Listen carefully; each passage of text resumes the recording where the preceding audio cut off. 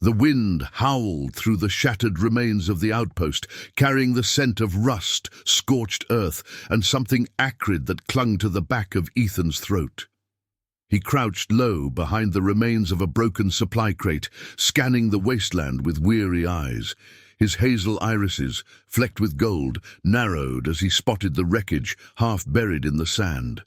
It wasn't human, too sleek, too alien, its metal glinting with an otherworldly sheen under the dying light of the twin moons. "You got something in mind?" She finally turned to him fully, the glow of her eyes flickering between violet and cyan.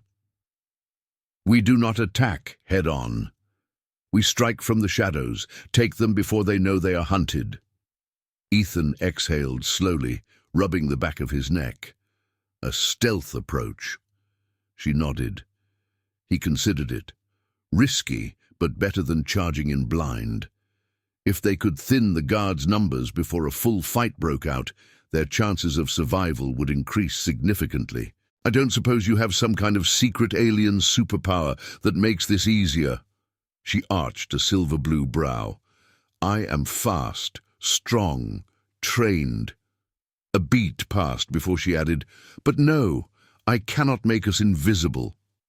"Shame," Ethan smirked. "That would have been useful." She tilted her head slightly, considering. "If we cannot avoid detection, then we must make them afraid." Ethan frowned. "Fear doesn't stop bullets." "No," she agreed, "but hesitation does." He studied her, arms crossed. "Then let's go steal some plasma." Ethan and Sari'ka moved through the dimly lit corridors of the outpost, their steps silent as they navigated past wary-eyed smugglers and traders. The tension in the air was thick. Everyone here operated on unspoken rules, and the arrival of two high-value fugitives had thrown off the balance. Eyes followed them, assessing, weighing risk versus reward. Ethan ignored them. He had more pressing concerns. Once they reached a quieter section of the station, he glanced at Sari'ka. "We need a plan." She kept her gaze forward. "You said the shipment is in a guarded hangar." "Yeah," he muttered. "And if Callan's intel is right, we're looking at least a dozen men, maybe more."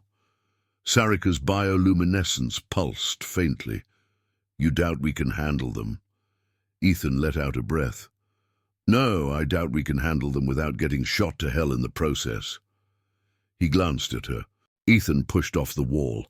"Guess we better get to work then." Sari'ka turned to follow him, but Callan called after her. "Hey, warrior."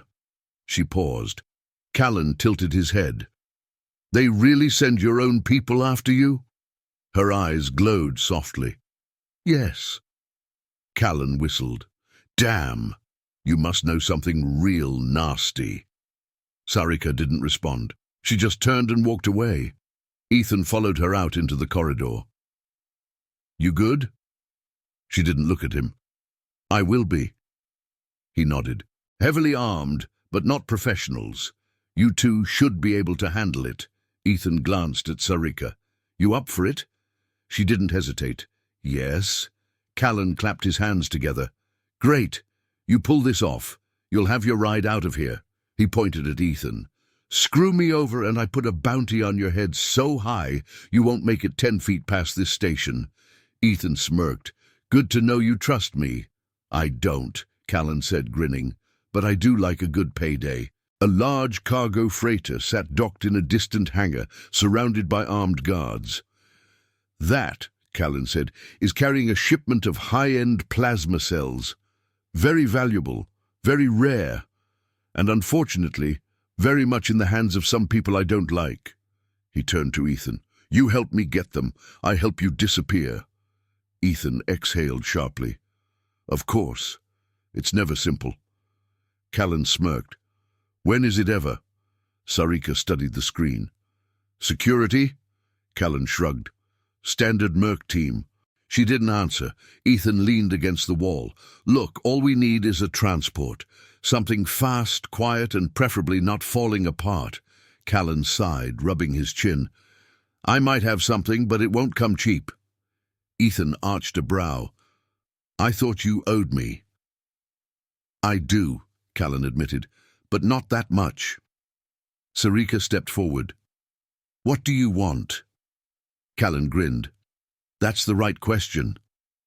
He tapped the side of a holopad, bringing up a grainy surveillance feed. That's what you said last time. Yeah, well, this time it's actually true. Ethan glanced at Sari'ka. She's the one they're after. Callan's gaze shifted to her. Figured as much. He eyed her up and down, taking in the sleek armor, the faint glow beneath her skin. What are you, some kind of experimental weapon? Sari'ka's expression remained unreadable. I am not for sale. Callan chuckled. Didn't say you were. Just curious what makes you valuable enough for someone to send a kill squad. The smuggler, Callan, if Ethan remembered right, led them through a winding corridor into what passed for a negotiation room, a metal table, a few mismatched chairs, and a wall lined with outdated hollow terminals. Callan leaned against the table, arms crossed. All right, Voss, you want a ship. I want to know why the hell you're dragging half the sector's best killers to my front door. Ethan sighed, rubbing a hand down his face. It's not my fault. Callan snorted. He recognized some of them, black market traders, gun runners, people who made a living just outside the law, the kind of people who wouldn't hesitate to turn them in for the right price. Sari'ka moved beside him like a shadow, silent, calculating. If she was in pain, she didn't show it. Her bioluminescence had dimmed again, flickering in slow, steady pulses along her collarbone. He didn't know if that meant she was calm or on the edge of snapping someone's neck. Maybe both. Sari'ka's gaze lingered on him for a moment before she simply said, I understand. And somehow, Ethan thought she meant more than just the deal they'd made. The smuggler's outpost smelled of oil, sweat, and the sharp tang of ozone from old energy cells. Dim lights flickered overhead, casting jagged shadows along the rusted walls. Ethan kept his stride steady, casual, but his eyes scanned every face in the room. But if you bring heat down on us, don't expect a warm welcome next time. Ethan clapped a hand to his shoulder as he walked past. Trust me, we won't be coming back. Sari'ka followed, silent but watchful. As they stepped inside, she leaned in slightly. You are good at deception. Ethan glanced at her. You saying I lied? She tilted her head. I am saying you are good at making people believe what you need them to. He smirked. It's a survival skill. Mercs are swarming the sector. They're not here for trade, and they sure as hell aren't here to make friends. He jerked a thumb toward Sari'ka. She's their prize. You let us go, we make sure they don't come knocking on your door. The smuggler studied him, then Sari'ka. After a long pause, he exhaled through his nose. You're a pain in the ass, Voss. Ethan smirked. So I've been told. The smuggler stepped aside. Fine. Sari'ka's eyes glowed faintly. Yet. The smuggler chuckled. I like her. He leaned against the doorway. So, what are you here for? Ethan met his gaze. Away off this rock. The smuggler tilted his head. And what do we get in return? Sari'ka's grip on her makeshift blade tightened slightly, but Ethan stepped forward before she could say anything. You get to live. The smuggler's smirk faded slightly. Ethan continued, voice low. You've heard the chatter. This place is a target. A smuggler stood there, rifle in hand, expression unreadable. Behind him more figures shifted in the shadows, weapons at their sides. Well, the man drawled, eyeing Ethan up and down. Didn't think I'd see you again. Ethan grinned, though it didn't reach his eyes. Yeah, well, I'm full of bad ideas. The smuggler's gaze slid to Sari'ka, taking her in with a mixture of interest and caution. And who's your friend? Ethan glanced at her. She's the reason I'm not dead. The buggy rolled to a stop just outside the outpost gates. The air was thick with the scent of metal, oil, and stale energy residue from overworked machinery. A large blast door loomed ahead, rusted at the edges but still operational. Ethan killed the engine and let out a breath. "All right, let's try not to get shot." Sari'ka stepped out beside him, her bioluminescence flickering in the dim light. Ethan raised a hand to knock. The door opened before he could. Sari'ka shifted beside him, posture straightening. "Will they fight us?" Ethan adjusted the buggy's speed, slowing just enough to approach without kicking up too much dust. "Only if they think we're not worth the trouble." He glanced at her. "So, try not to look like you could kill them all in 5 seconds." She blinked once, then arched a single silver-blue brow. "You assume incorrectly." Ethan raised an eyebrow. "I could do it in 3. He smirked. "Remind me never to get on your bad side. The right thing is rarely simple." He glanced at her. "Is that how you sleep at night?" Her bioluminescence flared briefly. "I do not sleep." Ethan huffed a laugh despite himself. "Yeah, figures." The smuggler's outpost came into view on the horizon, nestled between jagged cliffs like a wound in the earth. A faint glow of artificial lights flickered from within, casting long shadows across the rocks. From a distance, it looked abandoned. Ethan knew better. She didn't speak. She didn't need to. Ethan continued, voice quieter now. "I told myself it was the only option, that if I didn't get out, no one would know the truth." His fingers tapped twice against the console before he forced them still. "Didn't change the fact that I left people behind." Sari'ka was silent for a long moment. Then finally she said, "You survived." Ethan scoffed. "Doesn't mean I did the right thing." Sari'ka studied him, then turned back to the horizon. His voice was even, but the weight behind it was undeniable. "I had orders. Get the team in, get the team out. Simple." His jaw clenched. Except the brass lied. The mission was never about extraction. They sent us into a death trap. My team was supposed to be bait. Sari'ka frowned. "You disobeyed." "Not at first." His lips pressed into a thin line. "I followed orders right up until the point I realized they were never planning to bring us back." He exhaled slowly. "So I ran." She turned to him then, something sharp in her expression. "I should have." Ethan met her gaze for a second before turning back to the road. "You think knowing would have changed anything?" She hesitated. That, at least, made her human enough. He smirked faintly. "I used to believe in something too. Thought I was part of something bigger than myself." His fingers drummed lightly against the dashboard. "Turns out people only care about you until you stop being useful." Sari'ka studied him. "You left your kind." Ethan's smirk faded. "Didn't have a choice." A beat of silence. The wind howled through the open landscape. Then quietly she asked, "Did they betray you?" He let out a dry laugh. "Not exactly." He tapped his fingers again, a rhythmic, restless pattern. "I was a pilot, recon missions, good at getting in, getting out, keeping my head down." She tilted her head slightly, waiting. Ethan tightened his grip on the wheel. "One time I didn't." Her eyes remained fixed on the horizon, glowing faintly in the darkness. "They were never supposed to turn on their own." Ethan kept one hand on the wheel, the other resting lightly against his sidearm. "You mean your people?" A slow nod. "We are warriors, disciplined, loyal." Her jaw tightened. "Or so I believed." Ethan exhaled through his nose. "Yeah, well, loyalty's a tricky thing. People in power love to twist it." Her fingers twitched. "I did not see it coming. The smuggler's outpost wasn't far. If the old maps were still accurate, they'd reach it before sunrise, assuming they didn't get blown to pieces first." Sari'ka sat beside him, rigid, silent. The tension radiating off her was almost palpable.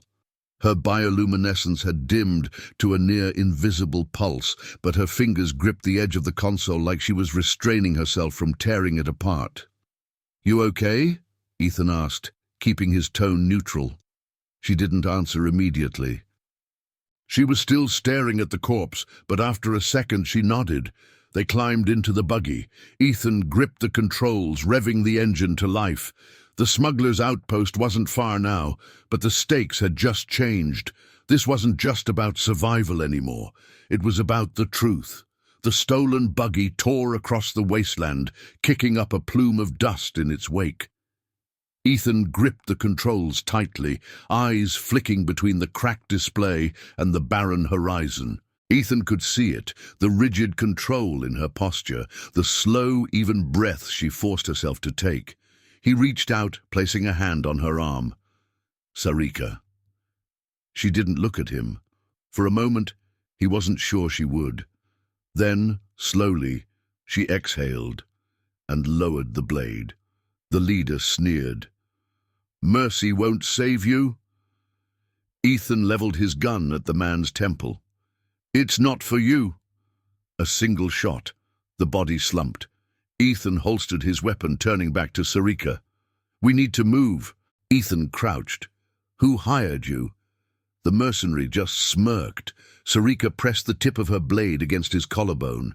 The glow along her arms pulsed a steady, deadly rhythm. Ethan sighed. "You really want to test her patience?" The man hesitated. Then finally he gritted out, "High command." Sari'ka stiffened. Ethan frowned. "Your own people?" "Not all of them," the mercenary rasped. "Just the ones who don't want the truth getting out." Sari'ka's grip tightened on the hilt of her blade. "Four down." The leader was injured but alive, groaning where he had fallen. Sari'ka stood over him, blade hovering inches from his throat. Ethan approached slowly. "We need him to talk." Sari'ka's gaze didn't waver. "He would not do the same for us." "I know." Ethan nudged the man's side with his boot. "But we need to know how many more are coming." The leader coughed, laughing weakly. "You think this ends with me?" He spat blood onto the dirt. "You're dead. Both of you. They won't stop." One swung a rifle toward her, but she was faster. She twisted under the barrel, catching his wrist and snapping it with a sharp, wet crack. He screamed. The last man bolted for the buggy. Ethan lifted his gun, but before he could fire, Sari'ka moved.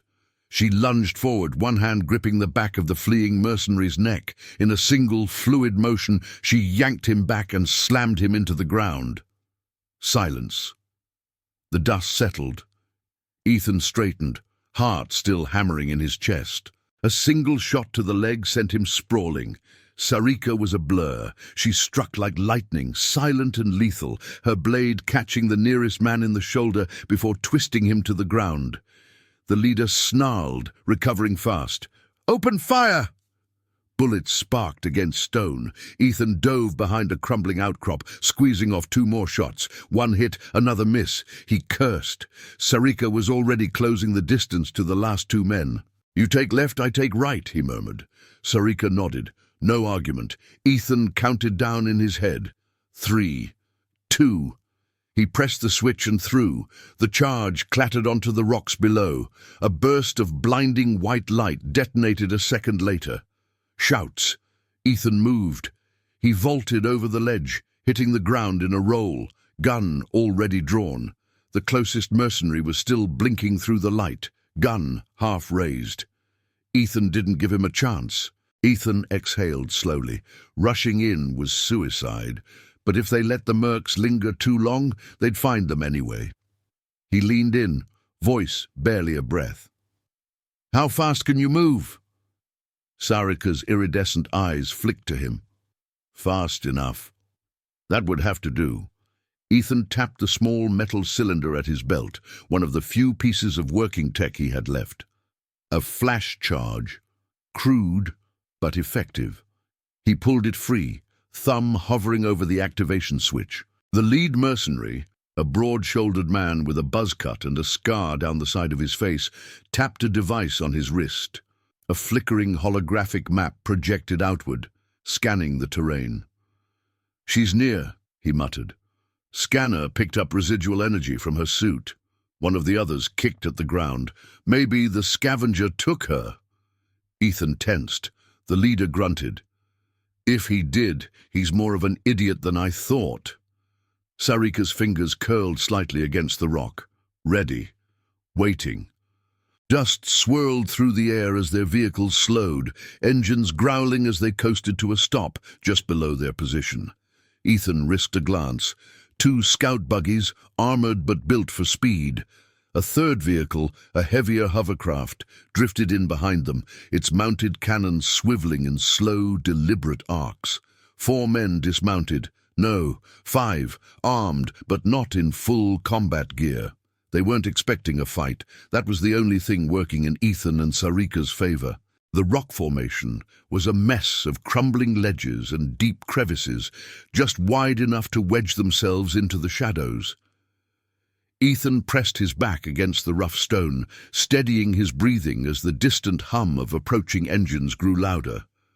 Beside him, Sari'ka crouched low, her bioluminescence dimming until she was nearly invisible in the darkness. If he hadn't known better, he'd think she wasn't breathing at all. The mercenaries were close now. Options? She asked. His mind worked fast. Running wasn't an option. They'd be caught in the open. Fighting, not with what little ammo he had, that left one choice. He looked toward the jagged rock formation behind them. It wasn't much, but it was cover, if they played it right. "We hide," he said. "Wait for them to pass, or ambush them if we have to." Sari'ka nodded once. No hesitation. He exhaled. "All right, let's not die." Together, they disappeared into the shadows. His grip tightened around the scope as he adjusted the setting. A plume of dust in the distance, too controlled to be natural. Vehicles, maybe 2, maybe 3, headed straight in their direction. Sari'ka didn't need to ask. She crouched beside him, already scanning the terrain. "How long?" she murmured. 10 minutes, maybe less." She glanced toward the cliffs, their destination still miles away. "We will not make it in time." Ethan cursed under his breath. He'd hoped for more time. "I've survived this long, haven't I?" Sari'ka studied him for a long moment. Surviving and living are not the same. Ethan let out a slow breath, shaking his head. "You're really good at making people uncomfortable, you know that." A faint smirk ghosted across her lips. "It is a skill." He found himself chuckling despite himself. She was something else. He wasn't sure what yet. The moment of levity faded as a sharp beep crackled through his earpiece. His breath hitched. Movement. After an hour of walking, Ethan called for a stop near a crumbling rock formation. He crouched, scanning the horizon through an old scope. Nothing yet. Sari'ka stood beside him, arms crossed. "We are wasting time," he scoffed. "It's called being careful. You should try it sometime." She tilted her head in that unreadable way she had. "Caution is not the same as fear." Ethan tensed. "I know that." "Do you?" He clenched his jaw, forcing himself to keep his focus on the landscape. Ethan sighed, muttering under his breath, "I really hope I don't regret this." They slipped out into the night, the dunes stretching endlessly before them. The twin moons cast just enough light to navigate by, but Ethan knew better than to rely on visibility alone. The wasteland had predators that didn't need eyes to hunt. Sari'ka moved soundlessly beside him, her steps light despite the shifting sand. If she was in pain, she didn't show it. "You asked me that already." "Yeah, and I'm still not convinced." She stood, turning to face him fully. Though she was still pale, well, paler than whatever her normal color was, her posture was strong, commanding. "I do not need your concern." "Too bad. You've got it." Her gaze flickered, as if the words had caught her off guard. But she didn't argue. Instead, she simply adjusted the strap of her armor and gestured toward the exit. "We move." Sari'ka, despite her injuries, moved methodically, securing what little remained of her armor and fashioning a makeshift blade from a fractured piece of alien plating. She worked in silence, movements fluid despite the tension in her frame. The quiet between them wasn't uncomfortable, but it wasn't easy either. Ethan wasn't used to company, let alone company that glowed. As he secured the last strap on his pack, he glanced at her. "You sure you're up for this?" Sari'ka didn't look up. "No running off, no getting yourself killed." Sari'ka smirked faintly. "No promises." He rolled his eyes. "Great, you're hilarious." She turned back toward the bunker. "We leave in 1 hour." Ethan watched her go, exhaling slowly. This was going to be a long night. Ethan packed quickly, stuffing essentials into a worn-out rucksack. Rations, a spare energy cell, a handful of scavenged ammo. He had a small sidearm, nothing fancy, but it was better than nothing. "There's an old smuggler's outpost about 12 clicks east. If we can get there, we might be able to steal a transport." She nodded once, accepting the plan without argument. Ethan raised an eyebrow. "That easy, huh? No complaints?" She met his gaze evenly. "You saved my life. I will trust your judgment until you prove unworthy of it." That was unsettling. He wasn't used to people trusting him, not after what he'd done. Ethan shook the thought away. "Fine, but you do exactly what I say." She studied him, expression unreadable. "You speak as if you have seen war." Ethan didn't answer immediately. He glanced away, jaw tightening. Sari'ka tilted her head slightly, observing. "You have." "Yeah," he muttered. "I have." She didn't press him for details, and he was grateful for that. Instead, she asked, "Do you have a ship?" He let out a sharp breath. "I wish." Sari'ka frowned. "Then how do you plan to escape?" Ethan hesitated, then gestured toward the cliffs in the distance. "A day, if we're lucky, maybe less." Sari'ka stepped forward, arms crossing over her chest. "Then we move now." Ethan huffed a dry laugh. "You can barely stand." Her jaw tightened. "I can fight. That's not the point." He turned fully to face her, arms gesturing to the vast, empty wasteland. "Look, I get that you're some kind of warrior, but right now, you're not at 100%. If we go running into the open like this, we'll both be dead before sunrise."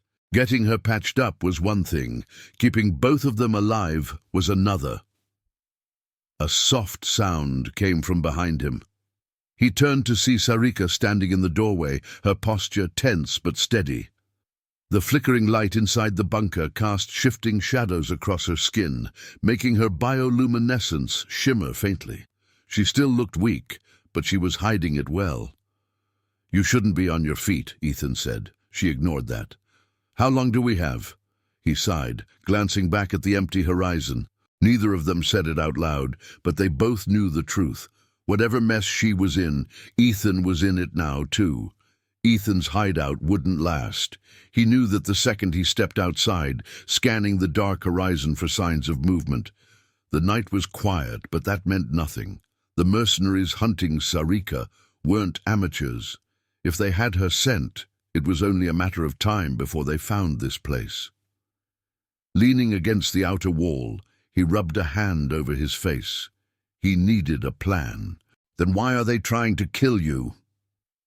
Sari'ka didn't answer right away. When she finally spoke, her voice was tight, controlled. "Because I know something they want buried."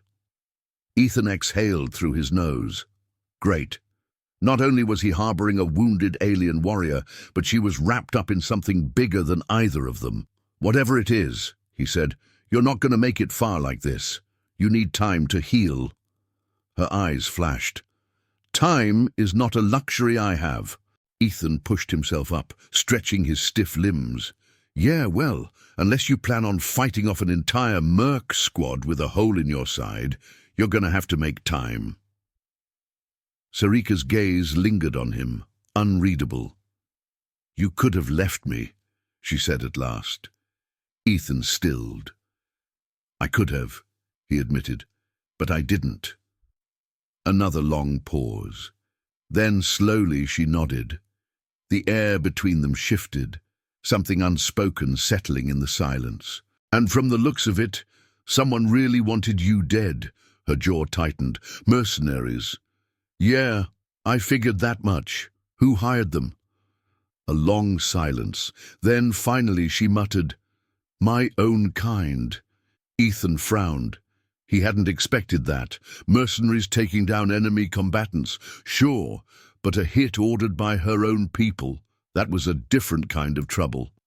"So," he said slowly, "I saved a fugitive." Her expression darkened.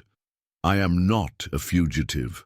He leaned forward, resting his elbows on his knees. "But you're injured, and the last thing I need is you bleeding all over my floor again." Sari'ka held his gaze. For a second he thought she might argue, but then her shoulders slumped, just slightly. A concession. "What happened?"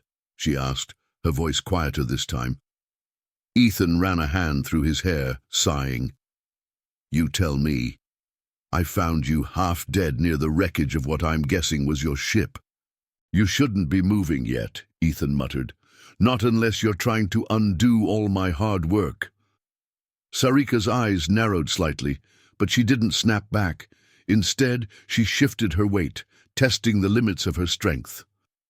When she tried to push herself up, her arms trembled, but she gritted her teeth and forced herself upright.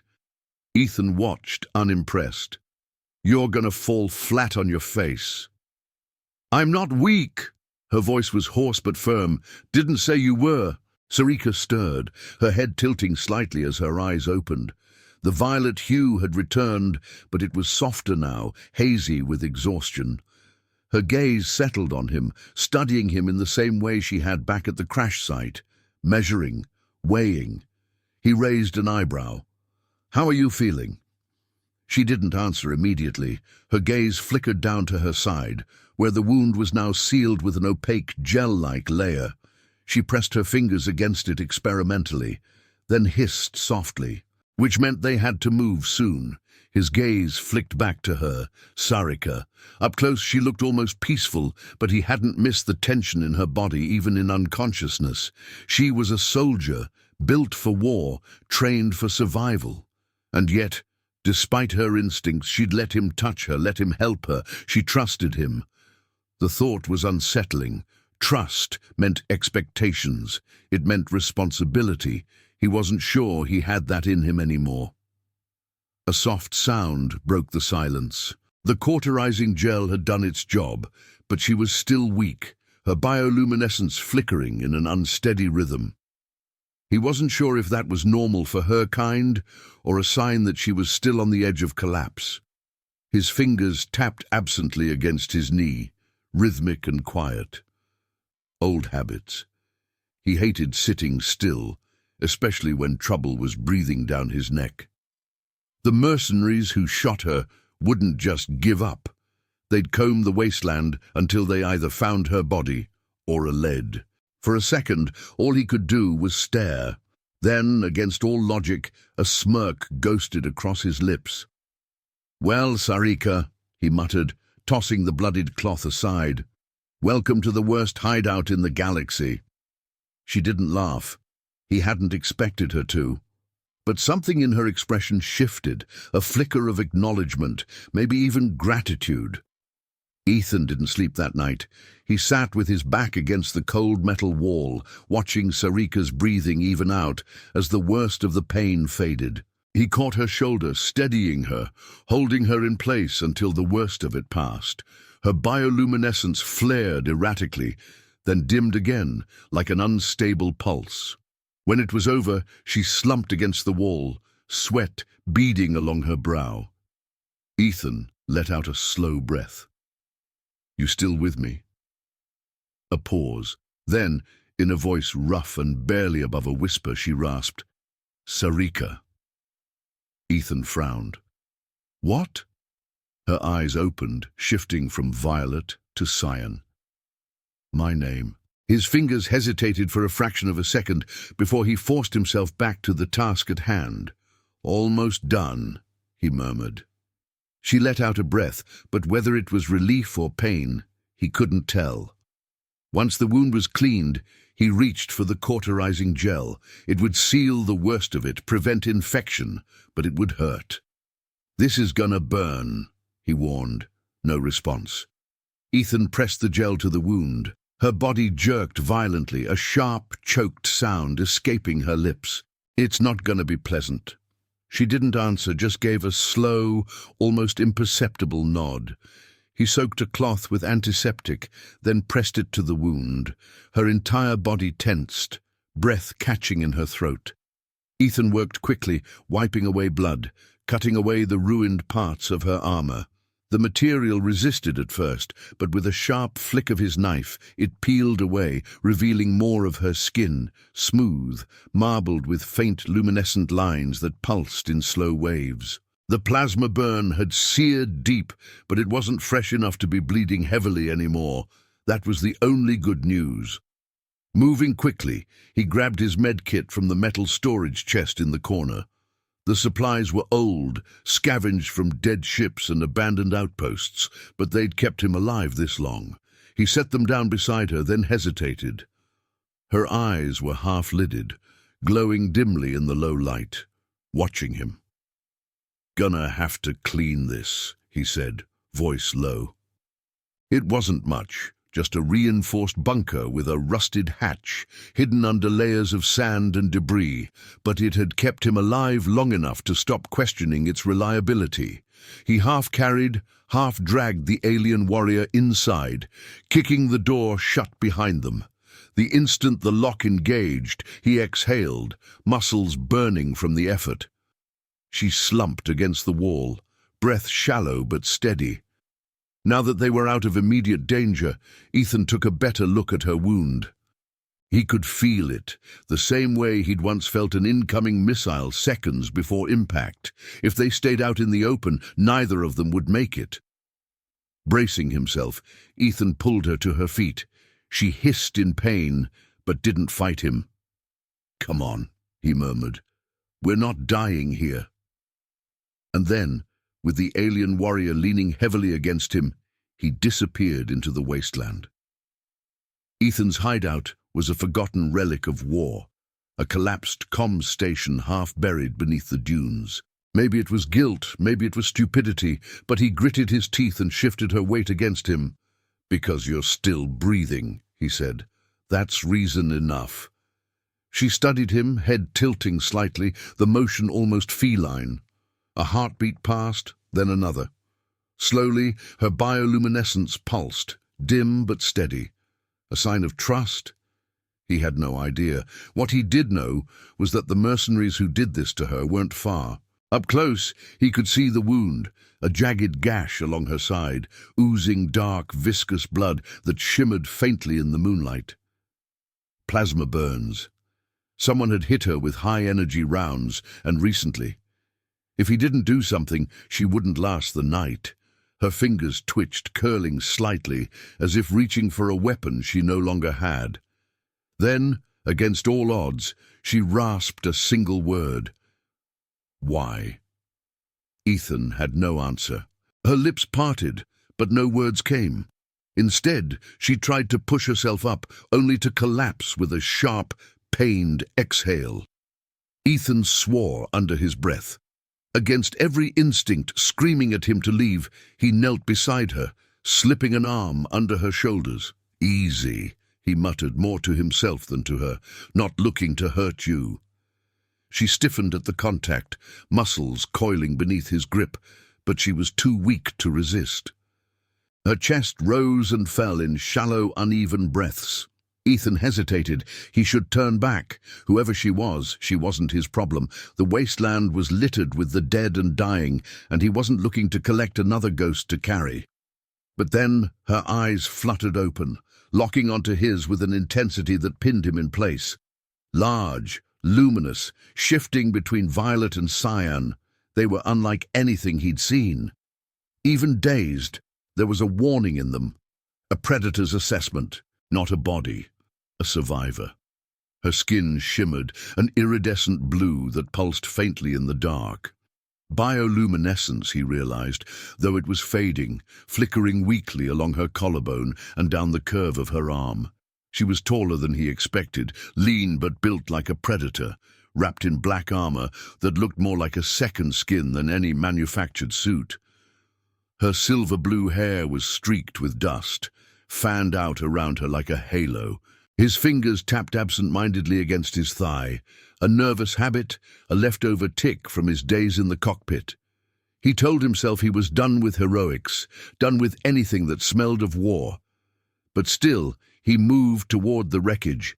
His boots crunched against the brittle remains of something organic, possibly bone, and he forced himself to ignore it. He'd seen worse. The body lay just beyond the crumpled hull, half hidden beneath a tangle of cables. Ethan's breath caught.